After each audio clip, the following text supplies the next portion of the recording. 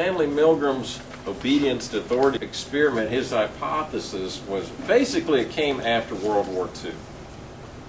The reason he was studying this was why did so many of the Nazis do these atrocious things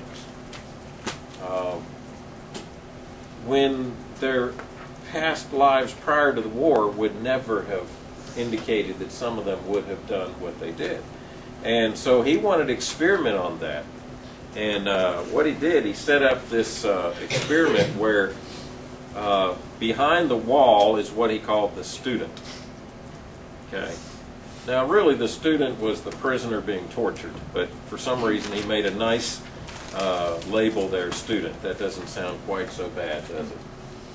And the teacher was the naive.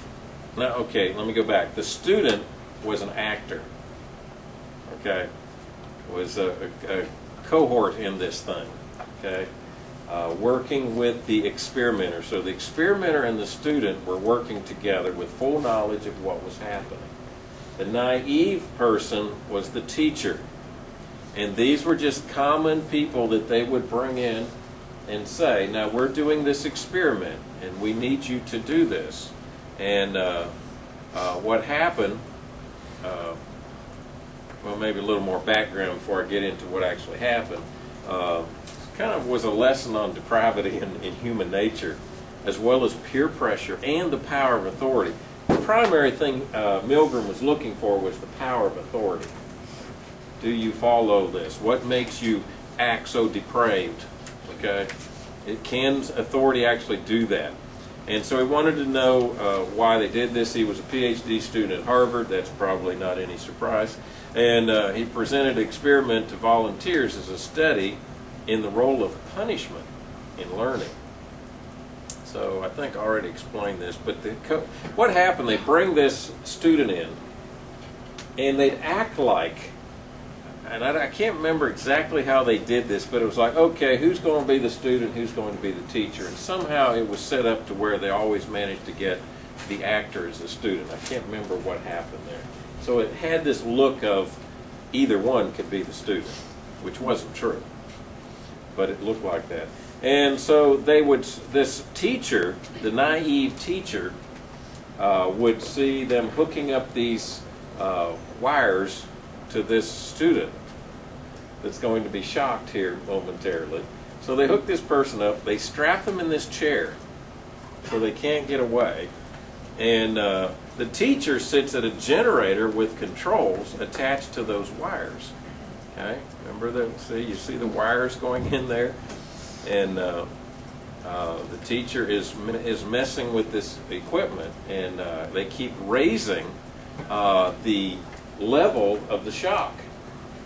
And if I were to pull up the internet clip of this, you will hear the person, the actor back there screaming and then getting louder and louder, and I'm going to die, stop it! And then sometimes it just goes silent, you know. And this person's out there zapping them, you know. And the experimenter, the guy that was in charge here, just keeps telling him, no, keep doing it, I'm responsible. See, that's the big key to this. I'm responsible. Okay? So if we were doing that and we had somebody strapped to this electrical machine and somebody else was, one of the other students was zapping them, and you'd say, oh, I'm killing them. Oh, don't worry about it, I'm responsible. Okay. You know, and that's kind of what was happening. And so whenever they'd ask this student a question, whenever the student missed it, and see, the idea of the experiment presented to the teacher is we're trying to see how punishment affects learning.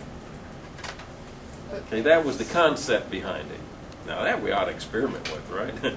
And so the buttons on the machine would be marked from slight shock to danger, severe shock, and the final thing was XXX. I guess that just meant you're gone. Okay. And so when the teacher would become uncomfortable, the experimenter would be saying, don't worry about it, I'm taking responsibility for it. And interestingly, the question was, would only the sadistic fringe participate in this kind of cruelty? Would only the real bad people from society do this? Now, I would say, sure, that would be my hypothesis. Yeah, I would think only the people that really are way out there, okay, would be willing to do this. Well, the results of the study, 2/3 of the teachers were listed as what they called obedient subjects. They were ordinary people drawn from typical folks out there, professionals, managers, working class people. And ultimately, 65% of all of the teachers punished the learners to the maximum 450 holds. 65% of them, with the person screaming that they were going to die. And they just kept zapping them.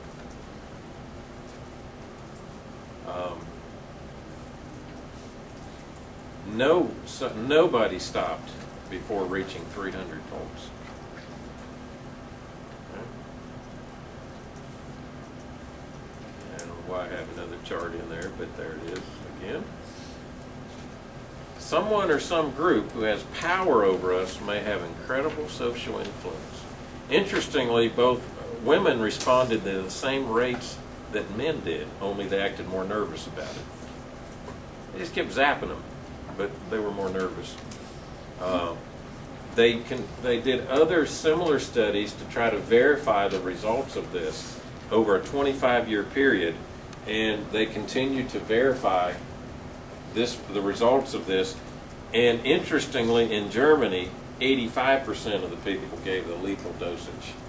Chris? You said that the student or whatever and the experimenter were working together, but you said that the first student was getting shot. Not really. No. Not really. I was kind of like. No, he was faking it the whole time. Okay, I was saying. But if you could hear the video, he was faking it pretty well. Okay. So he could somehow see that what they were pushing or something like that? Yeah, they would put, if I remember right, you could verify this, it'd be a lot of ways to look it up, but if I remember, either they were listening to the instructions, or when he pushed the button out there, I think the experimenter would say, take it up another. Okay. But I think there was something inside, if I remember, where the student was, that showed what was being, when the button was pushed, what level it was, so he knew how loud to scream. Okay. Okay. Did the person who was being experimented on, did they see the person? Or No. just hear them? Just hear them. At least in this study. Now, I don't know about some of the follow-up studies. That would be interesting. It'd be interesting to see if that would affect them to actually be able to see them too.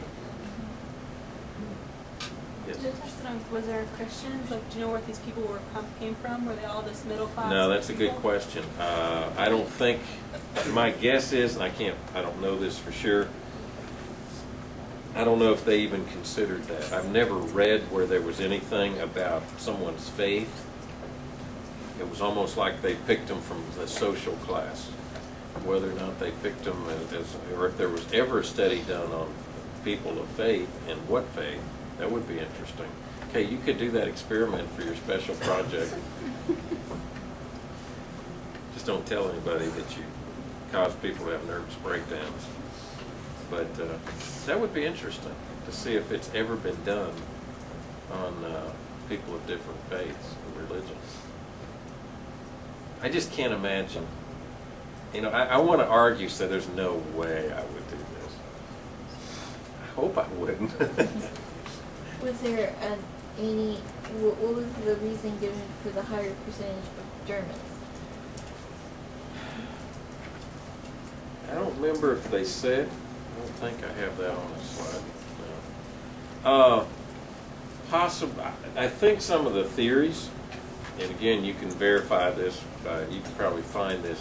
One is this was done after World War II, and you know, there could be a lot of things, and since I have quite a bit of German in me, I see now that explains why I give you the exams I give you. It's kind of part of this German thing, I guess. And Germany as a culture may have just been, just developed a sense of authority and respect for authority. Maybe a fear. After World War II, it might have been a fear. I don't know. It's an interesting thought. I'm really not sure. Because clearly they're higher than the Americans were. Yeah. So it's got to be something cultural. Yeah, I guess. Now that would be a good special project study to see if you could find out if there's any explanations for why the German people scored much higher. I would imagine you could find it. And that would be the type of a special project thing you could do. If you could find something where it was broken down by faith or something, that would be interesting. I've never seen that. I'm pretty sure you could find the explanation, or at least theories, if not explanations, for Germans being higher. But I've never seen anything about faith or religion. Okay, any other questions about that? Okay, maybe I can find one that's not too nerve-wracking that I can show you.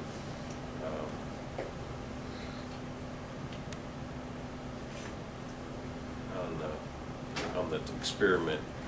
Like I said, I can't get the full film on it without spending a lot of money. But I don't know if you'd want to watch the whole film anyway. You might. I don't know. Groupthink is the next topic. This is where you are affected by the thinking of the group. And we probably all want to act like, nah, I'm not affected by the thinking of the group. Yeah, we are to some degree. At least you feel it at times. Okay? The idea of groupthink is that people feel pressure to reach full agreement. Now, do you agree with that? Do you think we typically feel pressure that we want to have full agreement with the group? We don't want to be the odd person out, so to speak. Now, there's a few people like being the odd person out, but not too many. Okay. I think in certain situations it's much more intense than others. So there are certain situations where you feel like you do not, this is not a group you want to be different from. And then there are other situations or other groups where it's not a big deal. Obviously, in Germany, groupthink became a big deal, didn't it? This pressure to agree results in failure to evaluate ideas fully and objectively. In other words, we have a tendency to give in to comply with the group rather than think it through and come to a wise decision on our own. And this is important. This is important when you think about being a minority as a Christian in today's society. Okay? Your lifestyle as a Christian should be markedly different than the typical person that's not a believer. Now, there's exceptions to that. I know some unbelievers that they really live good moral lives. I had a Christian man talk to me that worked with my father on the railroad back in Pennsylvania, and he said, if your dad said he told me he was a Christian, I'd believe him. My dad wasn't. Matter of fact, he was very antagonistic to the church and to God, but he lived a very moral life. And people just observing him might not have realized what his attitude was, especially at that time.